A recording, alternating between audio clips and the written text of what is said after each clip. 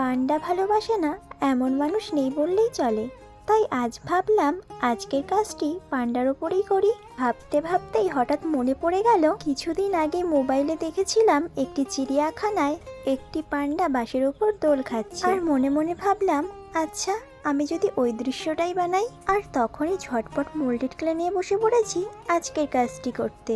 এখানে পান্ডাটি বানানোর জন্য ঘরে পড়ে থাকা একটু অ্যালুমিনিয়াম ফয়েল ব্যবহার করেছি। এটা ব্যবহার করলে জিনিসটা বেশি ভারী হবে না, আর আমাদের ক্লেও অনেকটা সাশ্রয় হবে। আচ্ছা, এখানে কারা কারা পান্ডা ভালোবাসো আমাকে অবশ্যই কমেন্ট করে জানিও। ক্লেটা ভালোভাবে শুকানোর পর আমি এটিকে কালার করে নিচ্ছি। যেহেতু এটা দোলনার মতো দুলবে তাই আমি দুপাশেই উল বেঁধে নিয়েছি। এই দেখো, কথা বলতে বলতে আমার কাজটিও কমপ্লিট।